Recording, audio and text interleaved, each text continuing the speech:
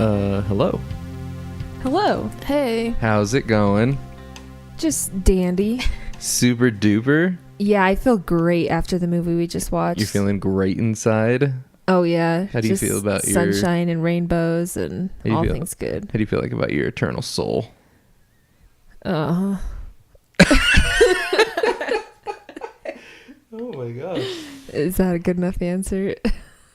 That's a great answer, actually. That's a lot of people's answers. That's mine for sure. Just the sum Specifically of this movie. after this movie, or just like in Just general? in general. Oh, okay. It's like, Oh my gosh. You guys are a hoot.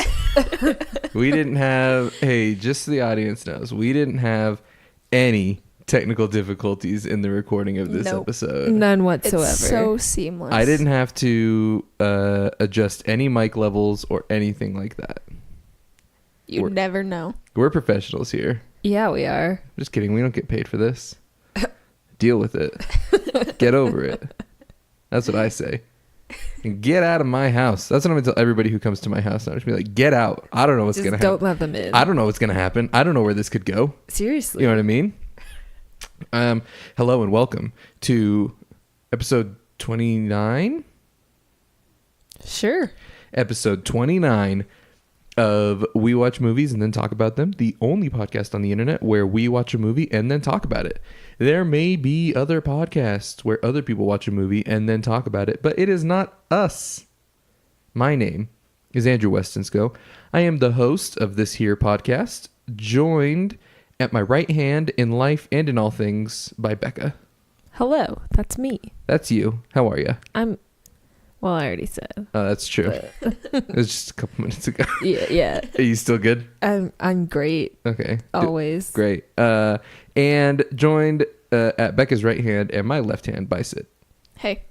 Hey, that was a nicer noise than what you made before.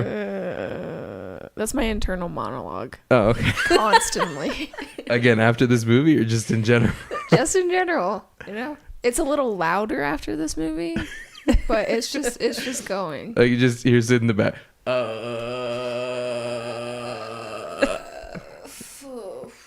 You just are Tina. No, Sid is not. In a good way. In the best way possible. Mostly just in the... how do you feel about boys' way. butts? You know. Okay, you I'm were into it. Tina. Yeah, you just got disqualified. Oh, good. Great. Everybody out there, we appreciate you listening to our podcast.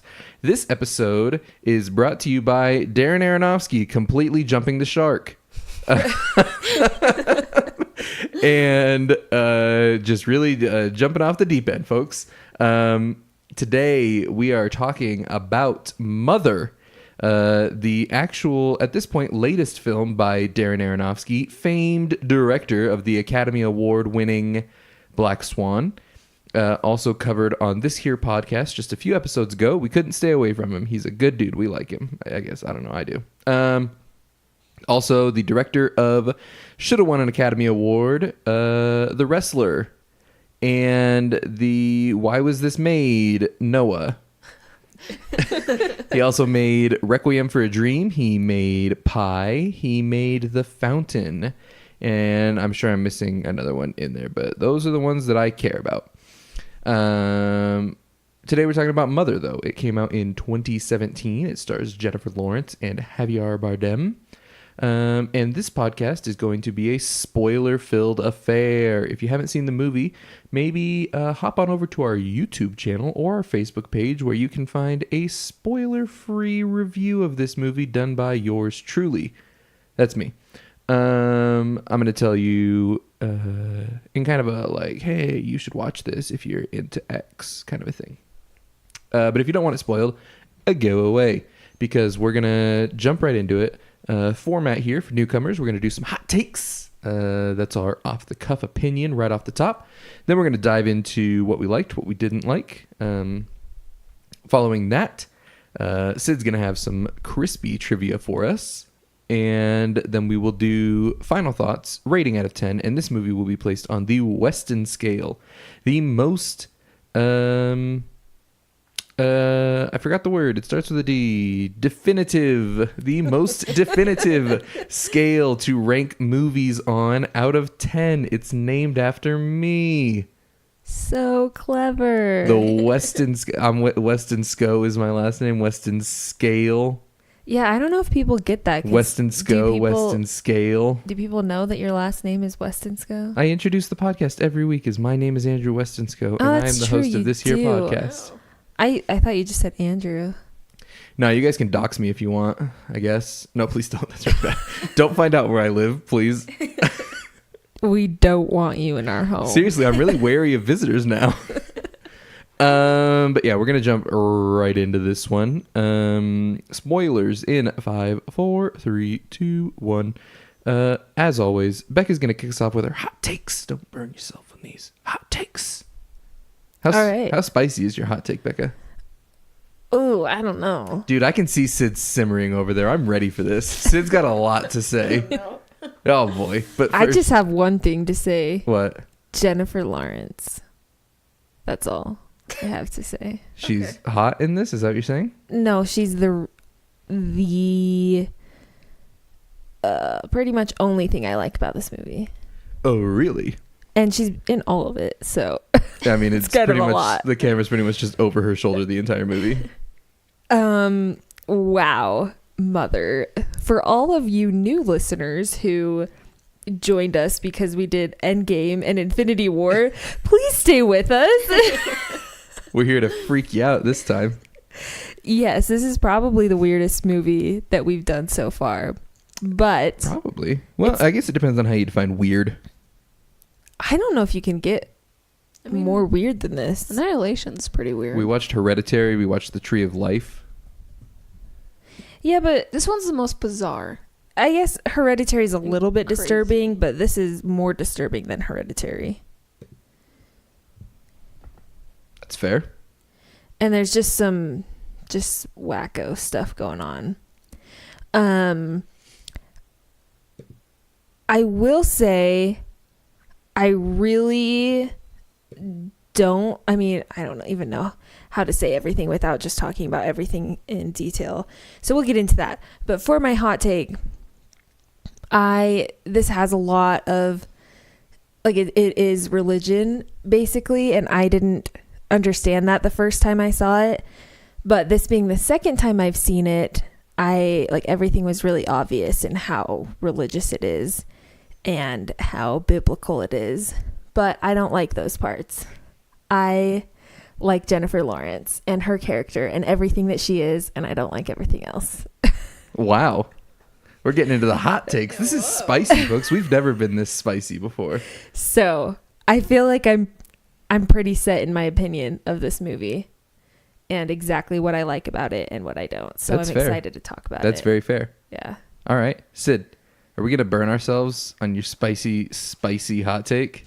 Oh, this place is blowing up with my hot take. Oh my gosh. Is it Like on fire. is it going to burn? Wow. I'll have to. I am burnt to a crisp from an oil drum. Did your heart get pulled out We're of you? all dying, yes. I think it was blood. Was it? I don't know. That was last summer. Is blood flammable?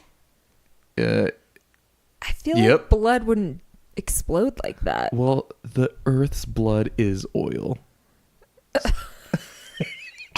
I don't know. So, is There Will Be Blood a sequel to this? What? It's I guess oil. I guess it's. Yeah. Is that just the only movie about oil you know? Yeah. Deepwater Horizon is the final part of the trilogy, or There's two movies about oil. no? I just said Deepwater Horizon. I know. I said two. This one's not about oil. It's about Oh, blood. that's true. Oh, it's like one of those things where, like, at the end of the movie, they trip you up and they're like, "Turns out the movie was about oil all along." That's what it was about. Darren Aronofsky at the end of the credits comes in and is like, "This is dedicated to all the national parks." I don't know. Sid, give us your hot take. What's going on here? Okay. My hot take. I will say, this is my second time seeing it. It was better the second time. This is the most hesitant "better" Yeah. that's ever been said. Maybe just better understood. Yeah, definitely. It was a okay. It was a better viewing experience because I knew what was going on. The first time, I had no idea what was going on. So definitely knowing what it's all about helps it, and it helps it not feel so crazy and disjointed. I will say that I like this movie, but I don't enjoy it. So I feel that. yeah. That's a spicy hot take. I thought I was like, Sid's gonna come in here and just crap all over this movie. Yeah, I have very mixed feelings about this one. Because there are definitely things that I really do enjoy. And yeah, Jennifer Lawrence is a high point for me. But there are also other things that I really don't like. So, I think is that the end of your hot take? pretty much. Okay, well, here I come, people. Oh, no. Buckle in. Let's do this. I think that the acting in general is a high point for me. I quite enjoy the acting pretty much across the board. I love Jennifer Lawrence's performance, Javier Bardem, obviously, and then I think Ed Harris and Kristen Wiig are standouts as well. Really do a great job at embodying their characters. And what's her name? Michelle Pfeiffer. She does a good job too. Basically, everybody that has more than like a third of a second of screen time does a really good job. Which is like literally like 5 people. Yeah, I mean, once you get past Cain and Abel, I mean, the 2 sons. Yeah. So here's the thing: this movie, it's got a pros. It's got pros and cons, right? We got the pro list and we got the con list. Let's start with the cons. The cons are the allegory is stupid. Yeah. Like the plot of this movie is dumb and the script is bad. And once you know it, it's so obvious. Yeah. And it's like, yeah, it's just hard to get past that. Yeah. The good news is that I'm a wacko and I enjoy movies that have bad plots and stupid stories. Or even movies that have no story at all, as long as the movie is pretty. And one thing this movie has going for it is that it's not pretty necessarily. It's not like something like It Comes at Night, where like it's just a gorgeous film that makes absolutely zero sense. This movie makes sense, but it's not as clever as it wants to think that it is. And whatever. But Darren Aronofsky sat down one day and he's like, man, over the course of my last 3 films, Black Swan, The Wrestler, and Noah, he's like, I've been trying to lace in this whole story of Christianity in the modern world. And I feel like people just aren't getting it. And he literally made a movie about Noah. He cast Anthony Hopkins as Methuselah, which was probably one of the worst casting decisions that's ever been. But like, does he just not know any other old men? Because Anthony Hopkins literally plays Methuselah identical to how he plays Odin, and the Thor movies are comedies. He's just like this wacky old man. It's ridiculous. Jumping back. So as I said, this movie is really just Darren Aronofsky jumping the shark.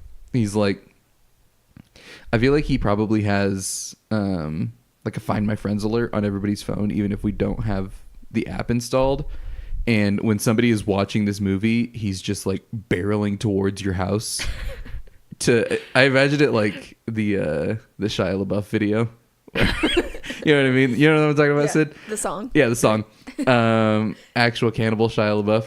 Yeah, I feel like it's like that, but with Darren Aronofsky, and he gets a notice every time somebody watches Mother, and he thinks that his audience is so stupid, so he feels like he has to just run over to your house and pound on your door and be like, "Guys, it's the Bible. Did you pick it up? It's the Bible, guys." Like, he just like beats you over the head with it. So, like I say, the story is stupid. There's nothing wrong with telling an allegorical tale or with retelling pretty much literally the oldest story of all time.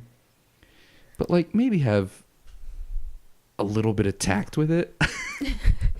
But also, if you watch this movie and didn't get it, that it's the Bible, you're not alone because I didn't Okay. get it. Yeah, I wasn't either. Not the first time. I don't Until know. right after. It's seriously, it's like, oh my gosh, one brother killed another.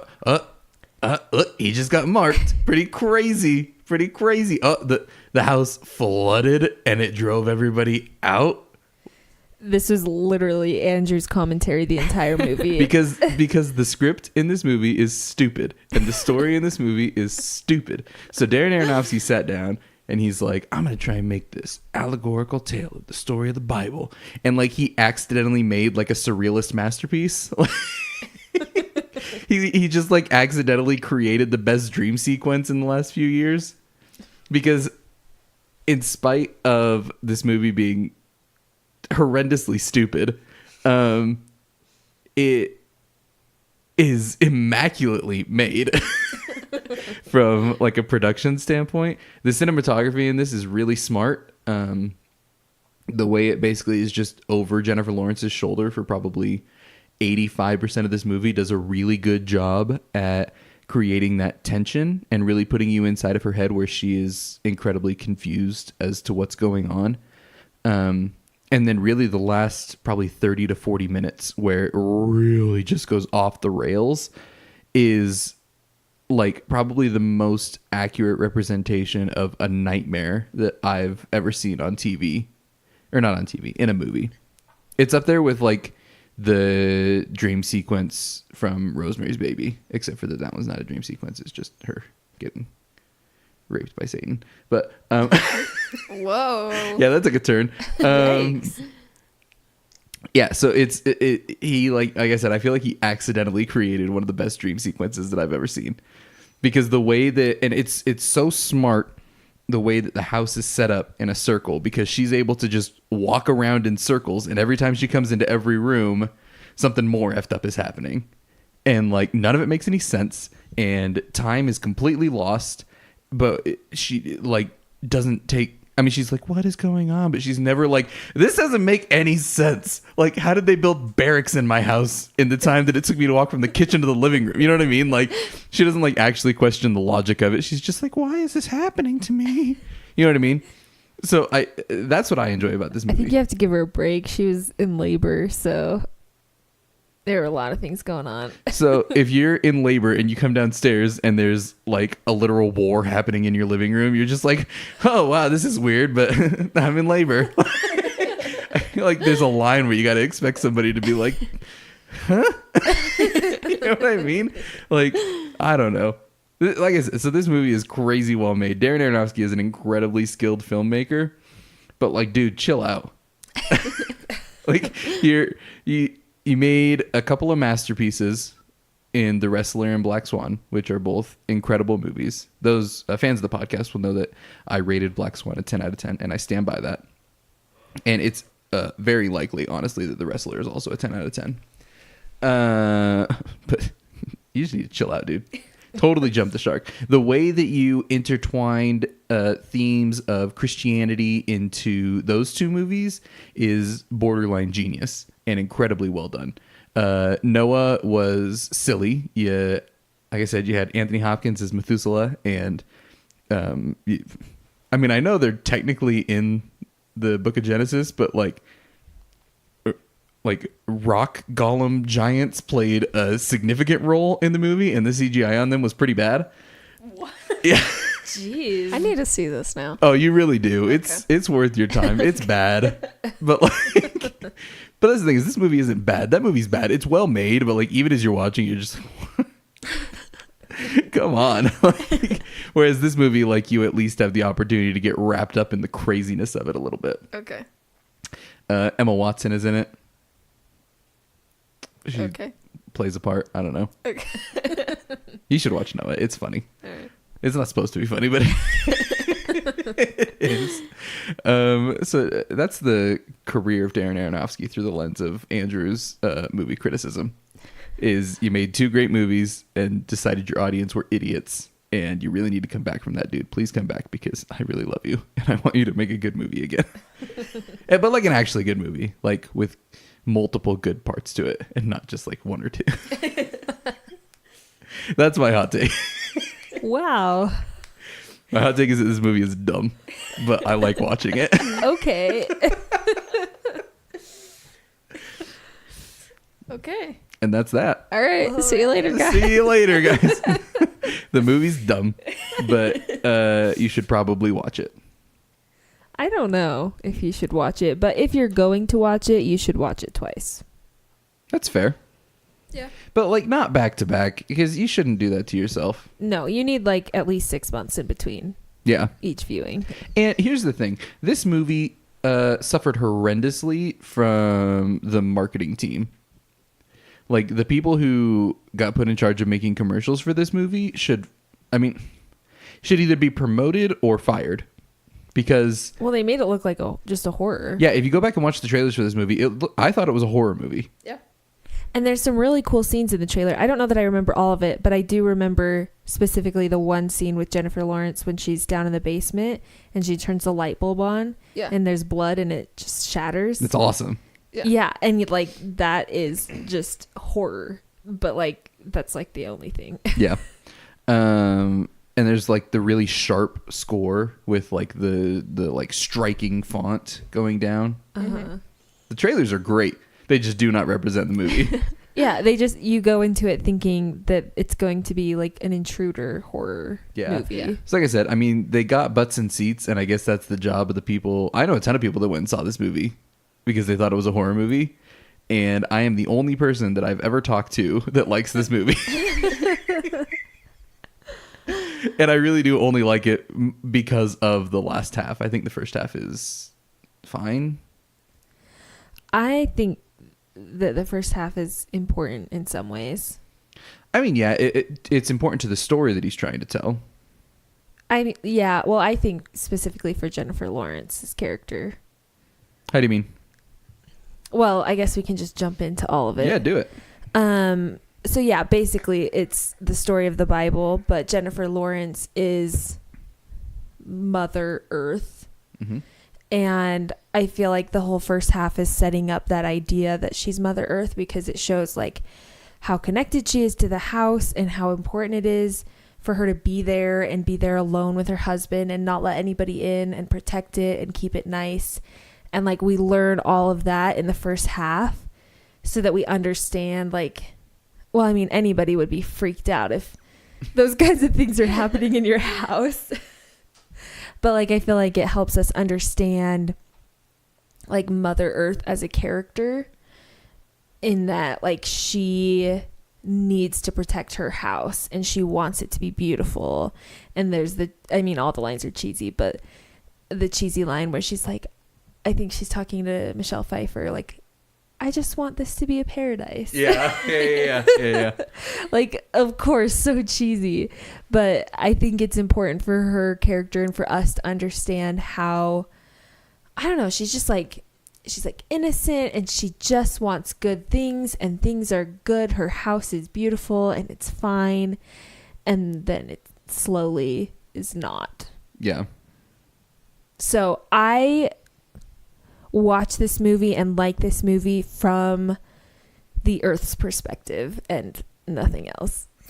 Said like a true conservationist. Yes.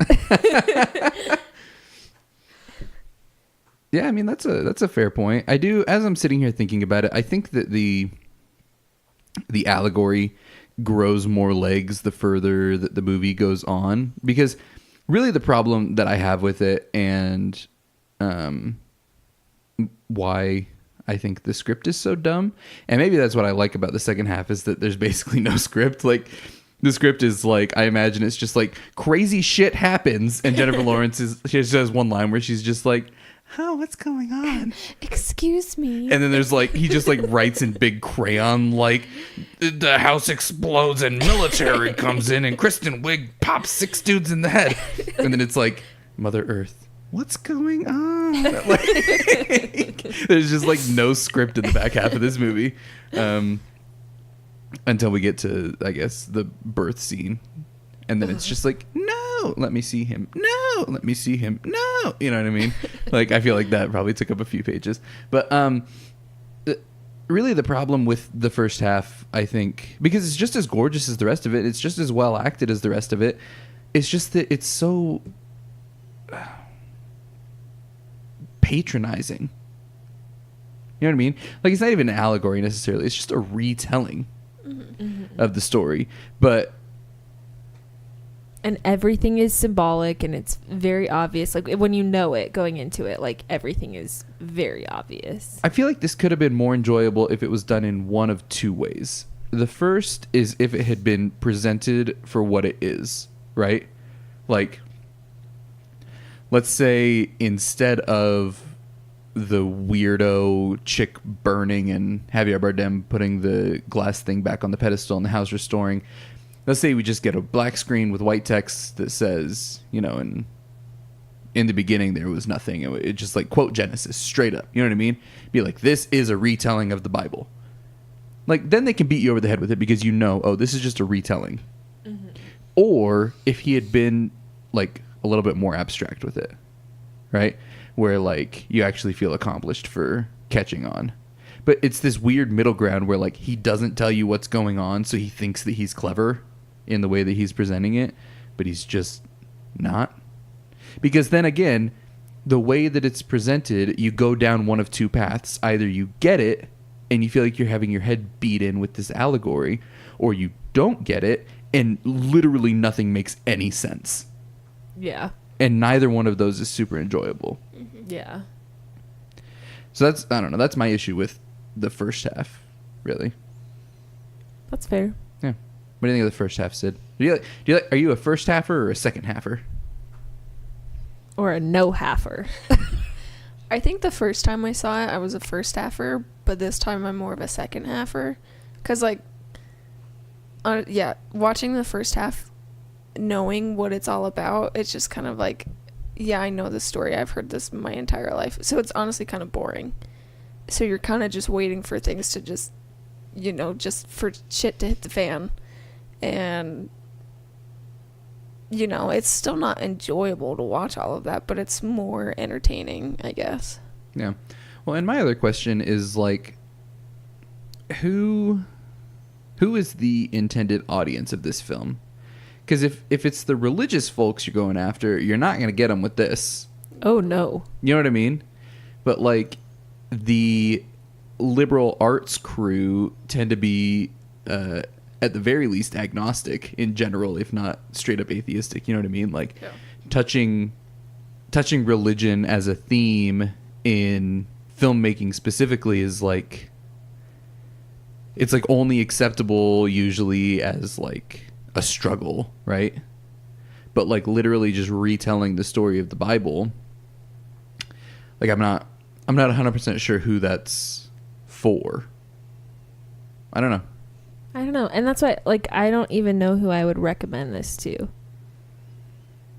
I like I said, I think I would recommend it to people who have similar interests to me. People who, like, can see past a crappy plot for good filmmaking and who just enjoy watching films that are made well.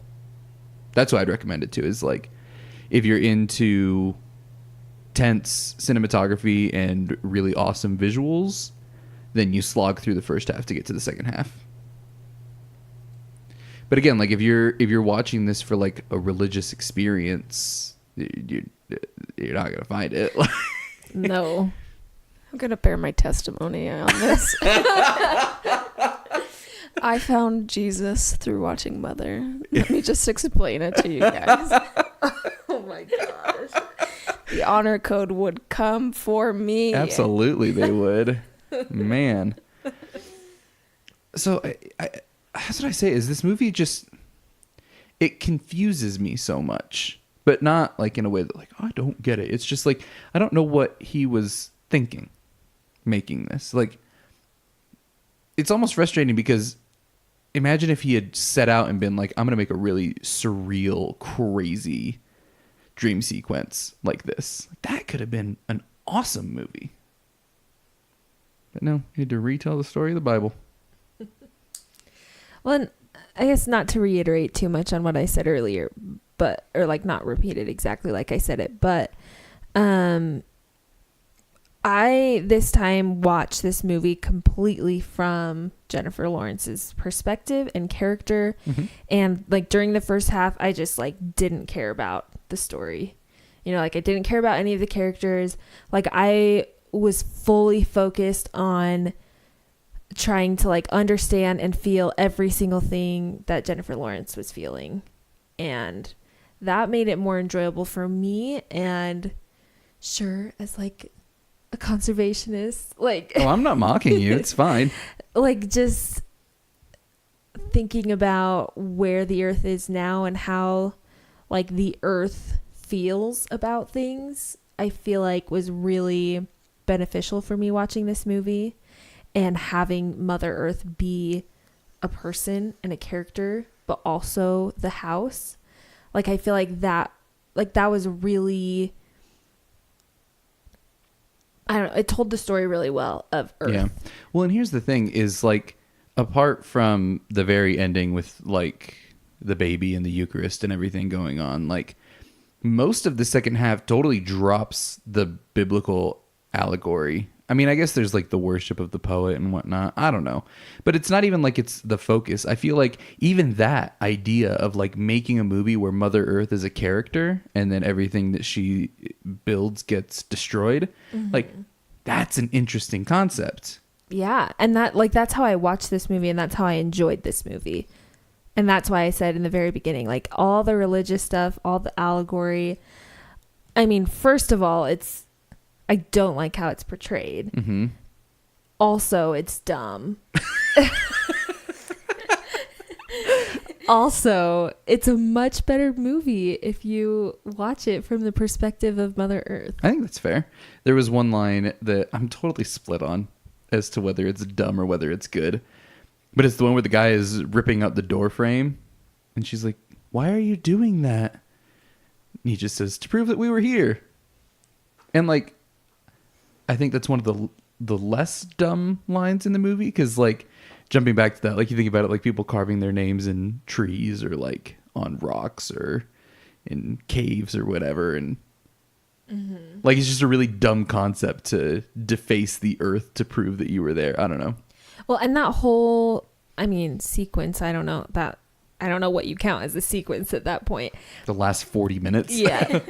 But right around then, when she's like walking around, and I think she sees like an old man laying down, and she was like, "No, you can't sleep here." He's like, "Oh, were you going to sleep here?" She was like, "No, this is my house. Get out." And he's like, "Your house. The poet said this is all of our house," or something like that. Yeah. And like, there were, a few cheesy lines like that, but I thought it really drove the point home that like, we all take for granted that we live on the earth and need to take care of it. Yeah. I'm down with that. Recycle, everyone. That's what Sid got from this. Sid's like, "I'm going to start recycling." Hey, I have been recycling. Are you going to start recycling more? I don't have anything else to recycle. I'll recycle as much as I can. Do you cut up your old clothes to use as rags? No. Then you're not doing enough. You're not doing enough, Oh Sid. my gosh. You are responsible Oh no. for your Kristen Wiig in this. I don't want to be Kristen Wiig. But you are. Okay. I'll take on the mantle. I'll do it. Okay. I don't want you to shoot 6 people in the face. Well, I won't do it now. We're recording. I'd appreciate that because there's only 2 of us in here besides you. You need to go find 4 more people. Okay. I'll be back. Or See ya. 6 more and leave us alone. Ooh, you could pull like a house that Jack built. Did I tell you guys about that? Yeah, but... What- Detour into Lars von Trier land. Oh boy. Hey, Lars von Trier is one of the best filmmakers to ever pick up a camera. I'll say that. There's a scene at the end of The House That Jack Built. Spoilers for The House That Jack Built. You weren't expecting that here now, were you, folks? He's a serial killer, and at the end, he's like trying to get more and more creative with the way that he kills people. So he wants to see how many people he can kill with a single bullet. So he like builds this like sawhorse thing, but it's long, and like straps people down into it to like line up their heads so that he can like pop through them at the same time with one bullet. It's pretty nuts. How many people can he kill? Oh, he doesn't do it. He ends up... Yeah. It's so dumb. He ends up building a house in his industrial freezer out of all of, because he keeps the bodies of the people that he kills in a giant freezer. So he ends up building a house in the freezer out of the bodies of the people that he killed. And when he finally does that, it opens up a portal to hell, and he walks down into hell. So he doesn't end up killing them. So those people live, just as the cops are about to come get him. Huh. I think the cops Okay. probably did get him, but we see it from his point of view where he goes to hell. Mm. And the going to hell sequence is spectacular. Really, really good. Okay. Folks, those of you who are into film, you probably heard a lot of whack things about the house that Jack built. It's quite good, actually. And if you're into Lars von Trier, you should definitely watch it. And we're back on track. Folks, welcome back from Lars von Trier land. As much as I would love to talk about Lars von Trier, because he actually makes movies that integrate religion in an interesting way. We're talking about Mother by Darren Aronofsky. So yeah, I think that. So are we all firmly second halfers then? Yeah. Yeah, well, I'm just Jennifer Lawrence. So, like, all of her parts, and then everything else I don't want. What do you think about the other performances? Though? Do you not like Javier Bardem? Or? Oh, I think that the performances are great. Like, I think the acting is great. I don't like the characters. That's fair. So you both like her acting and her character. Yes. So you don't like God? No, I do not like God in this movie. Oh my God. Oh, jeez. I'm going to edit that. So it's just like, No, I in do this not movie. yeah. Like, jeez, Becca. Oh my gosh. Jeez. No, he's awful. I like. No, I Yeah. don't like him. I think, I don't know. Watching this again, though, I think that it might not be quite as clean cut as he is God and she is Mother Nature. I think that they just generally, they do represent both of them as well, but I think that it also incorporates into them just general masculinity and femininity, and they both represent those kind of, I guess, yin and yang in the universe of each other, which I think that's kind of interesting. Again, there's a lot of interesting things that this movie could have done if it wasn't beating you over the head with the Bible thing. Mm-hmm. Yeah, and I don't think they did the Bible thing well. Like, Nope. I don't think the characters were portrayed well. I don't think, not that they weren't acted well. Yeah. I don't think that they were portrayed well. I didn't like Adam and Eve. No. Well, they're dicks. Exactly. Like, I don't know. I just didn't like how it's portrayed. Do you mean man and woman? That's how Oh, they're credited. right. I looked up to see if they were credited as Adam and Eve, and they're not. They're credited as man and woman. What about the sons? I don't remember. I didn't look that far. I guess we have IMDb open currently. We can see. Let's see. Mother, him, man, woman, younger brother, oldest son, cupbearer, damsel, consular, bumbler, philanderer. I want to be the philanderer. That sounds great. Whisperer. What a loser. Yeah. I also hated, like, I mean, I guess this was important for part of it or whatever, but I didn't like the cyclical nature of all of it. Like, it didn't feel like it was getting anywhere. Like, I feel like the same thing was happening over and over and over. I don't know what he's trying to say with that. I didn't like it. Like, it didn't feel like, it felt like maybe it was trying to talk about, like, an eternal being and God creating many worlds or whatever. But I hated how it was portrayed. It made me just feel like really claustrophobic, kind of. That's fair. And I think especially with the message of conservation that this movie does have, it almost kind of nullifies itself by just saying, oh, it all started over again. Mm-hmm. Yeah, and it, like, says it's, I don't know, it makes it seem like it was a good thing. Like, oh, this was a sacrifice that had to happen so that we could, do it all over again? Like, Yeah. with some other girl? Poor girls. I didn't like that. Yeah. What is she saying before midnight? Like many. Hang on, you guys talk for a second. I'm gonna look this up. Yeah, I don't know what you're talking about. There's a good quote from it. I can just keep talking about how I don't like this movie. Let's Yeah, hear go for it. it. Well, I mean, I don't know. I just don't like it, except for Jennifer Lawrence. I've already said that. But I guess with her performance, I think that she portrayed Mother Earth really well. Mhm. And like just had this like innocence about her, but also this responsibility that she felt to care for her house, and not even for her husband really. Like I guess she cared for him, but like she cared for the house, and that's what was most important to her. Yeah. And she portrayed that really well. Yeah. I don't know. Like, there are parts that I like.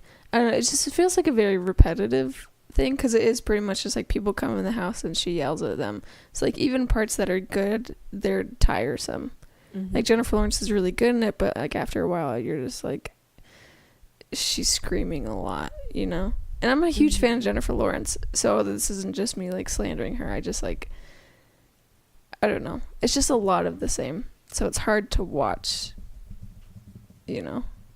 But like on Earth, it's just a lot of the same. It's just a lot of stupid people Yeah. coming to Earth and doing terrible things to the Earth and not Yeah. taking any responsibility. Here's what she says. So in Before Midnight, Celine says to Jesse, women explore for eternity in the vast garden of sacrifice. Oh yeah, that was a good quote. Then he just laughs at her. Yeah. Well, she was being dramatic. She was being a little dramatic. A little? We'll talk about that. Yes, we will. We'll get to that once we're done talking. No more detours. Unless you're going to Lars von Trier land. Then we can always go to Lars von Trier land. We can't go to, what's this director's name? Richard Linklater. Well, yeah, I mean, I like him better than Lars von Trier. Lars von Trier. Lars von Trier. Can't say the Danish dude's name right. Are you a nope. real Dane? Nope. I am all British. Yoinks. Well, yeah, I am. Sid, what do you think of what was I going to say? I had a question for you, but now I don't remember what it is. What do you think of Mother by Darren Aronofsky? You want me to start again? Okay. Yeah, give us your hot take. We're just in a loop here, guys. Oh my like gosh. in the movie. And it's never going to get any better. No, it's going to get worse. It's going to get way worse, and then it'll get better. Yeah. I don't know. And it's not like it's not an interesting story to be told. I was reminded as I was watching this, and hang on, give me a second because I gotta look something up. Again. I'm sorry.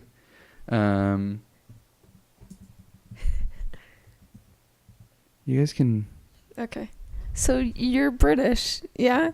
Yeah, that's Oh. what 23andMe tells me. Oh, I'm pretty much, what am I, Swedish and I'm, like, British and Just all Idaho. British. And Idaho.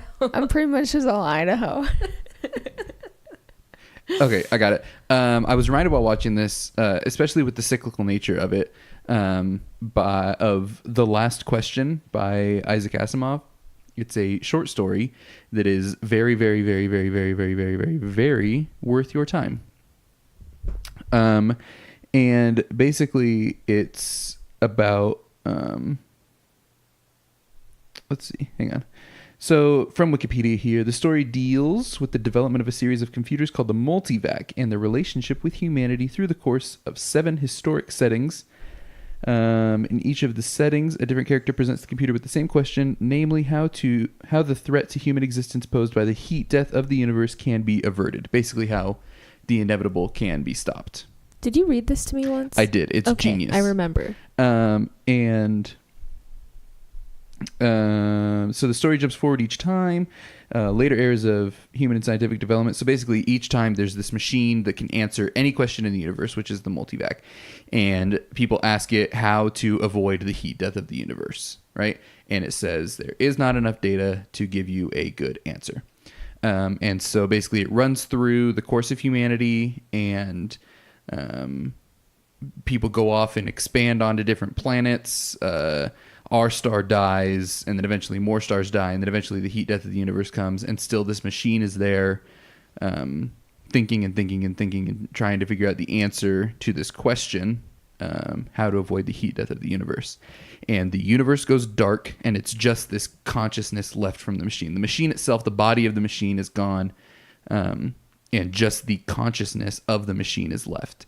And eventually it figures out the question to the answer, or it figures out the answer to the question, and it wakes up and it says, "Let there be light." And that's how the story ends.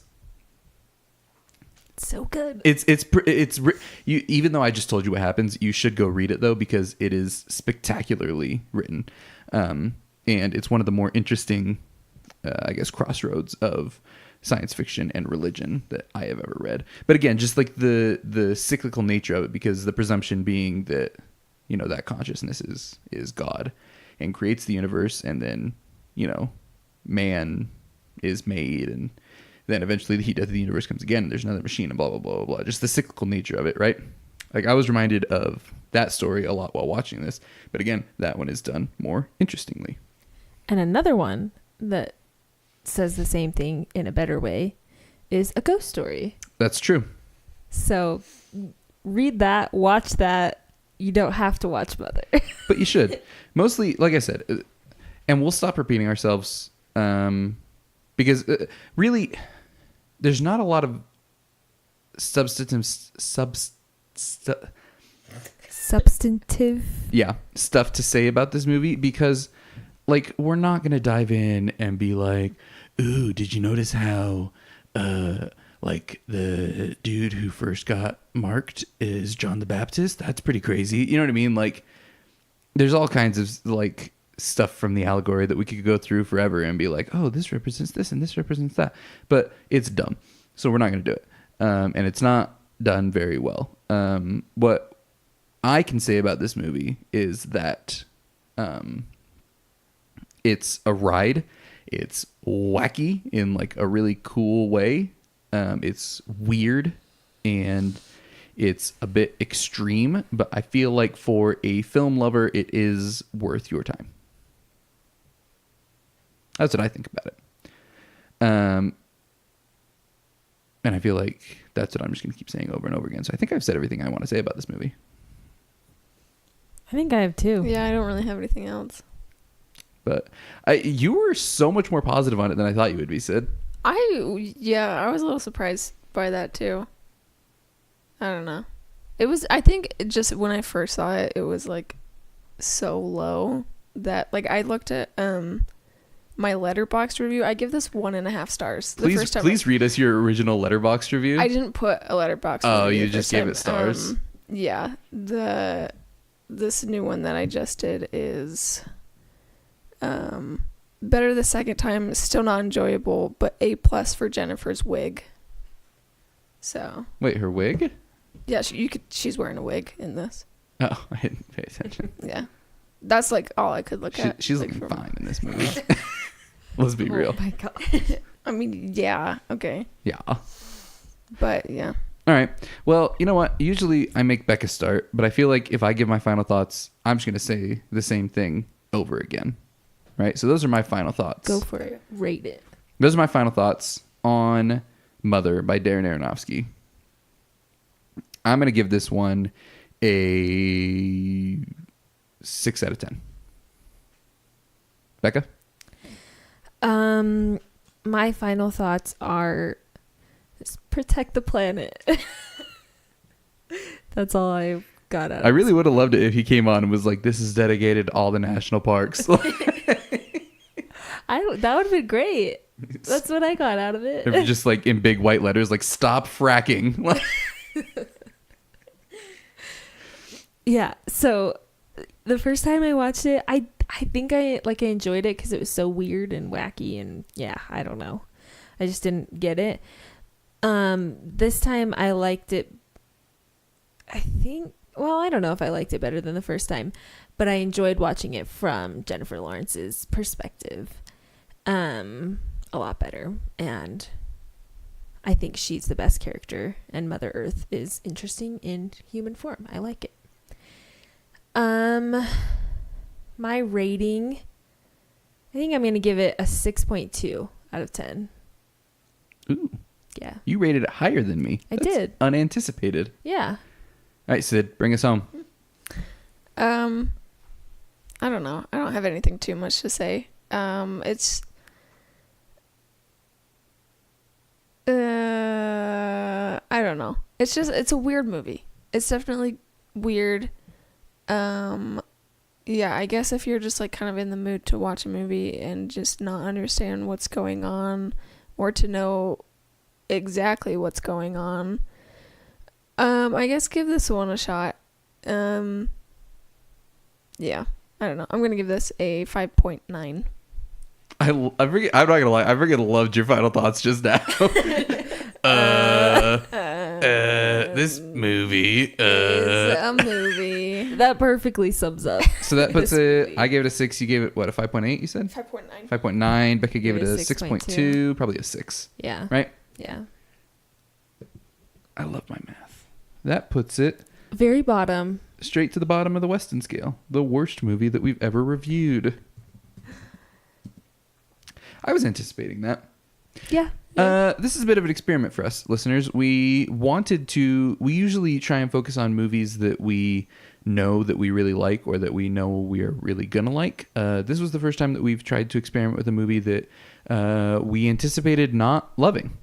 So let us know if you want us to do more movies that we don't necessarily love, or if you want us to stick to movies that we know are great. We'd love to hear your thoughts. And while you're at it, while we're doing this, make sure you go to iTunes, drop us a 5-star review. We're not done with the podcast yet, by the way. Don't go away. Don't click. I listen to podcasts. I know as soon as they say the word review, I'm like, hit stop. We're not done. But drop us a 5-star review on iTunes. It would really help us out. Please. Or whatever review you want. I don't know. I'm not trying to tell you how to live your life. Review us. Do we have trivia? Yeah. Let's do it. We got some trivia. Trivia Sid. Let's do it. Okay. Pretty much there's no musical score in the movie. Any music that you hear is diegetic until the credits. What does diegetic mean, Sid? That it's like happening in the movie. Yep. Yeah. Like pretty much the only time that I noticed music was like that weird like The rave scene? Yeah. The guys who play the brothers are brothers in real life. I thought that was kind of interesting. I don't know, he just took out all of his anger from childhood. He's just like, I'm get to kill my brother today. But then he didn't, so. With the doorknob to the Garden of Eden? I mean, come on, folks. Oh my gosh. Come on. The film received both boos and standing ovations at the Venice Film Festival. It's got an F on Cinema Score. Yeah. Which it doesn't deserve. Out of their Yikes. only 17 that they've, maybe 19 that they've rated an F. And that was one. It's not that bad. Yeah, it's not that bad. Hang on, while you do trivia, I'm going to look up what those movies are. Okay. I looked at a few of them. Jennifer Lawrence got so into her character that during the climactic scenes, she hyperventilated so hard that she cracked a rib. Jeez. How do you do that? I don't know. I don't get it. Wow. Darren Aronofsky said that the exclamation point in the title is just referring to the last 30 minutes of the movie. That's hilarious. That's fair. So I guess he could have been a little more heavy-handed. In the original title was Day 6, in referring to Day 6 of God creating the world. That might have helped it, honestly. Maybe. I don't know. What Mother is about? Mother Earth. Back to me. All right. I don't know. He wrote the first draft in 5 days. I buy that. Yeah. Because he was just like looking at the Bible and Copy just and like paste. Yeah, he's like he looked up the Sparks notes. He got one of those like modern Christian Bibles that like make the apostles sound hip. And he's like, and Judas took out his iPhone 4 and snapped a pic.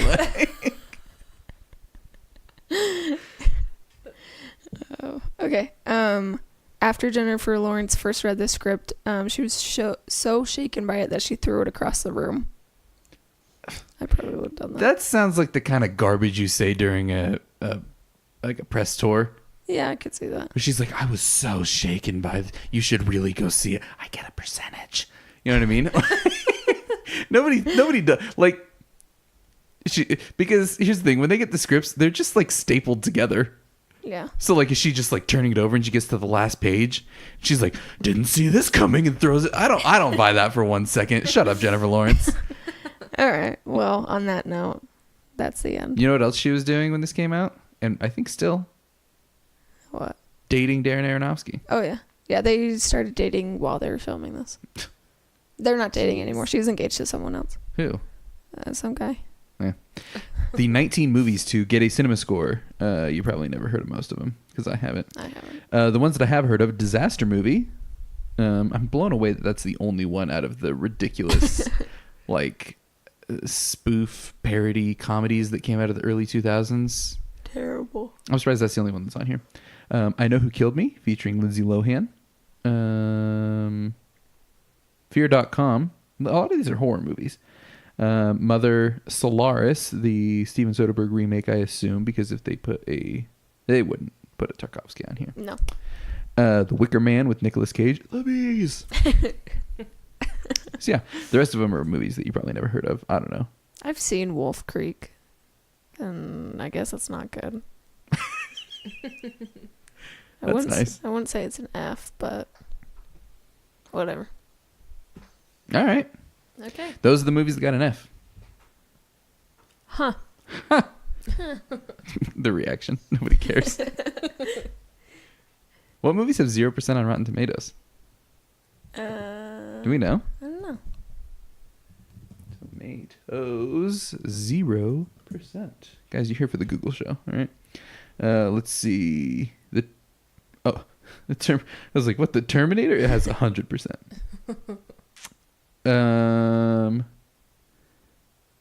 Let's see. This is a really poorly formatted list. Before Sunrise has 100%. Looks like it, yeah. We're That's going to talk cool. about that for a minute.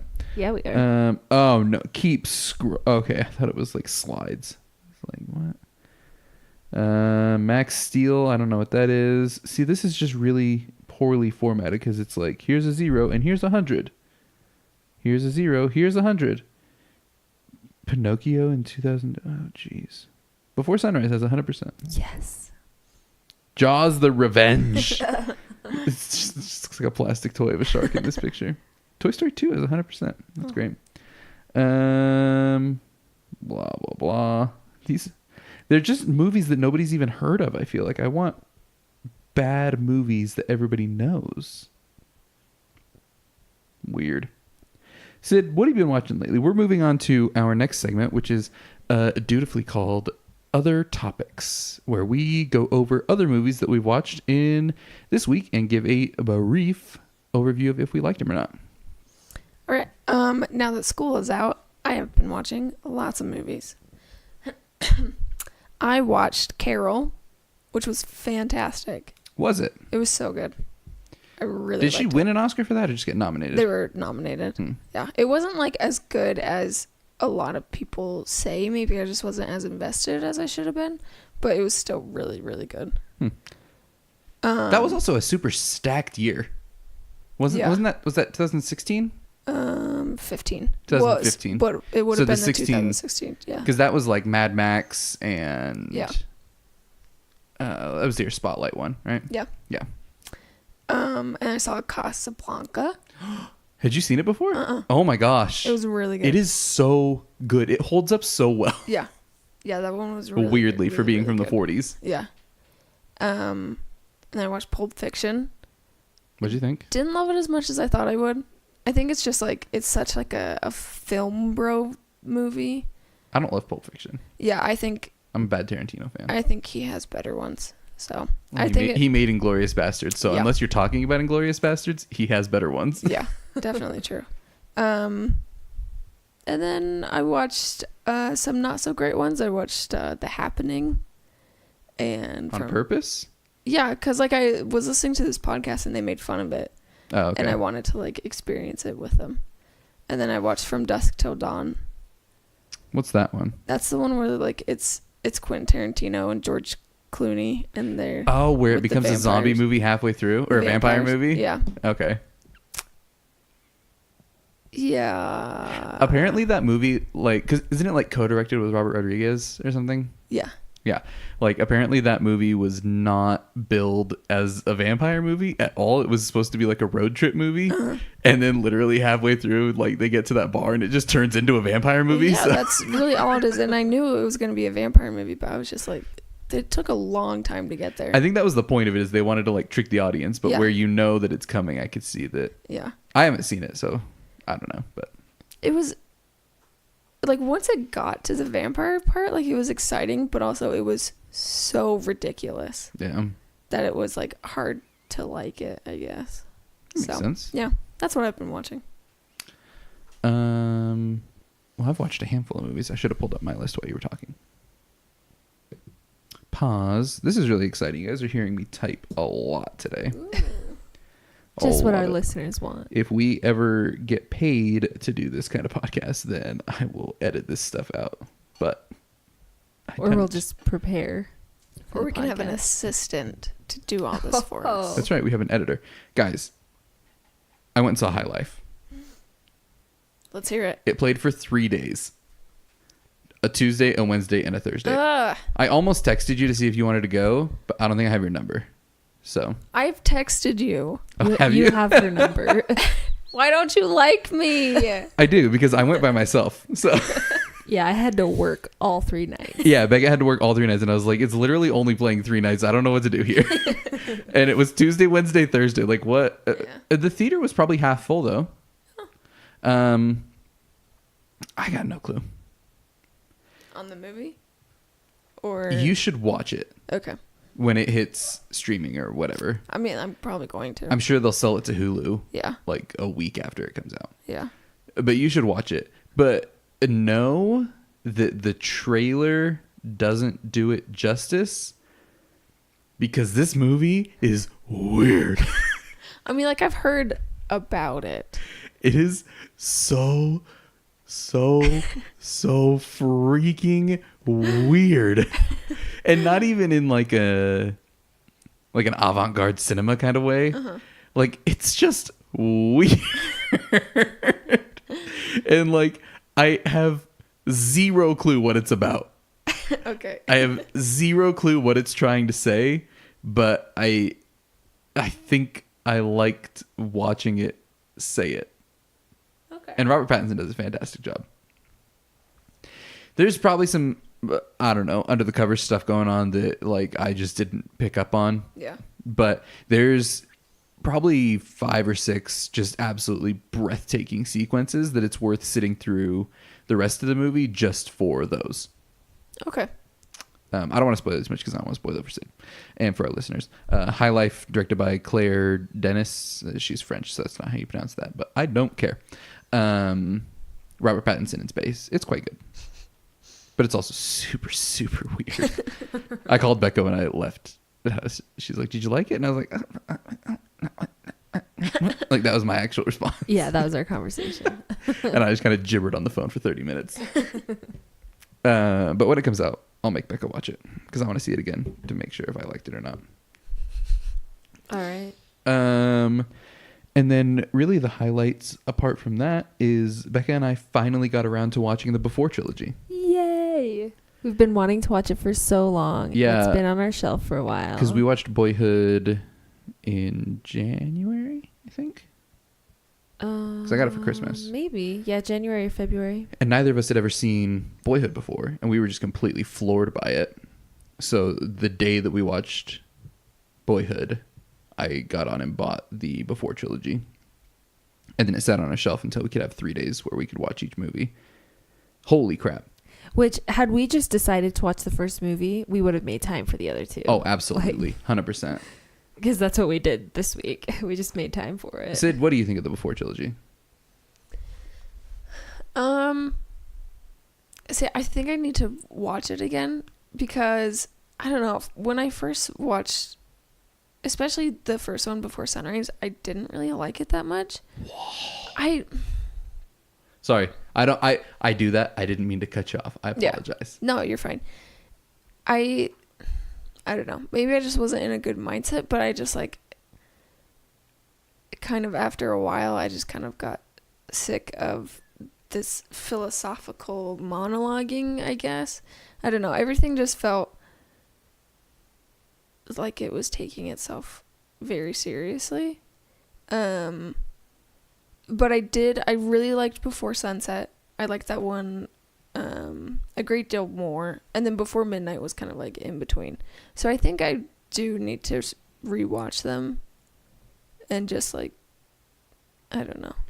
Okay, we have time, so we'll do a brief talk about the Before trilogy because I get where you're coming from on the first one. I think that what gets me through it, though, is that the movie is not espousing their views. The movie isn't like preaching at you being like, we are insignificant in the universe and blah, blah, blah. Like, there are very small snips of dialogue here and there that I feel like do embody the themes of the movie as far as like the transient nature of people and the importance of human connection and that kind of a thing. But I think that especially in the context of all three movies, that movie is about two 20-somethings who take themselves way too seriously. Yeah. And so when I was watching it, it didn't feel like the movie was taking itself too seriously. It felt like it was a movie about two people who take themselves way too seriously. Yeah. And who think that they're all deep and whatnot. Yeah. And then that was a huge part of what made the other two movies so satisfying for me, was seeing that worldview not even come crashing down around them, which is what I was going to say, but just like, because you catch them in these snapshots, so you see them 9 years later and like they just aren't like that anymore.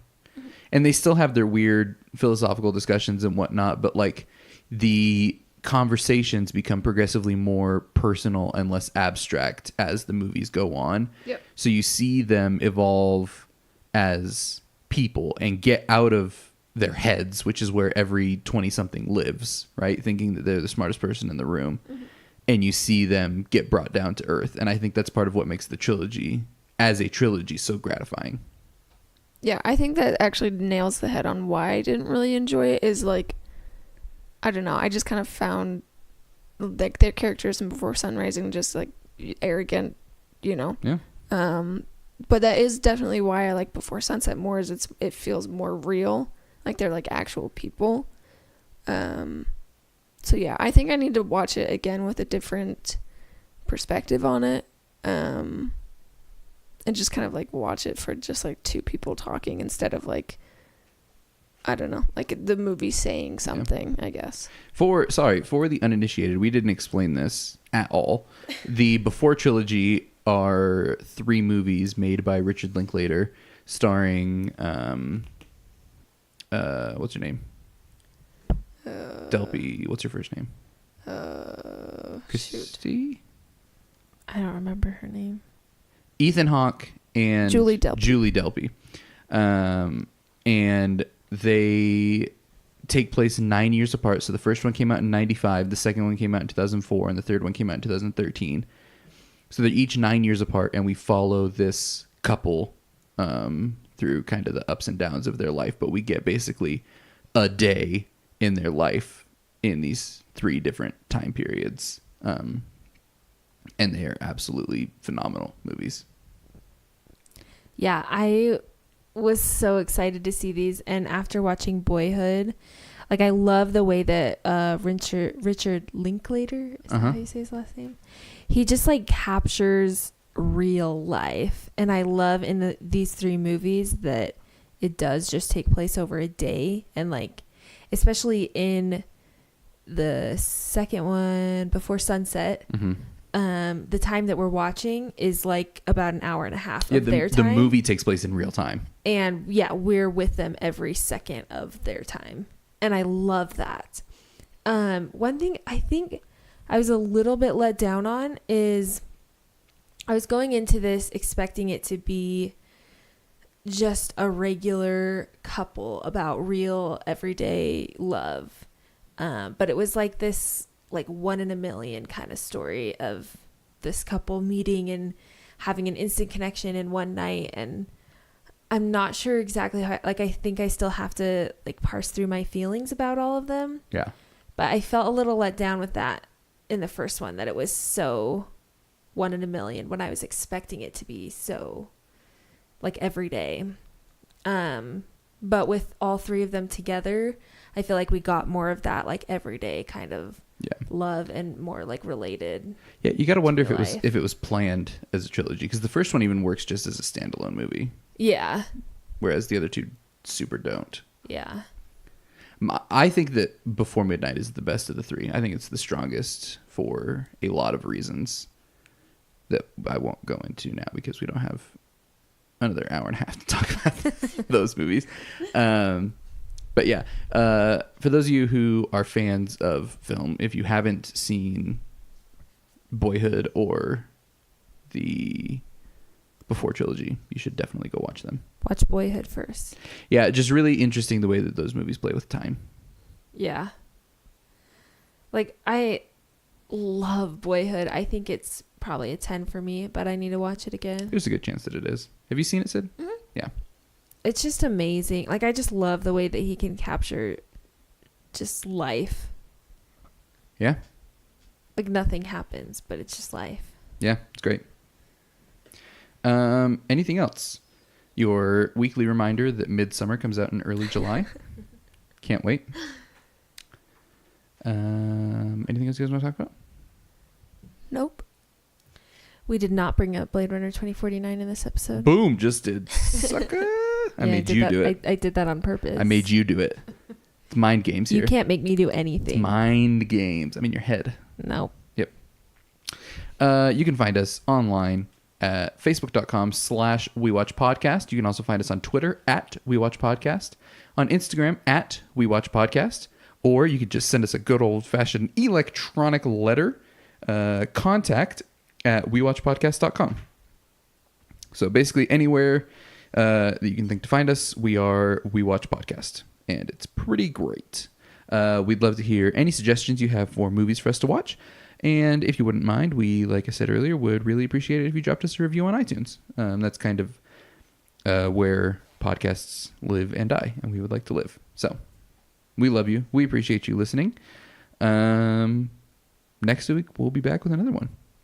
I'm Andrew. I'm Becca. I'm Sid. And we'll catch you next time. Later. Bye.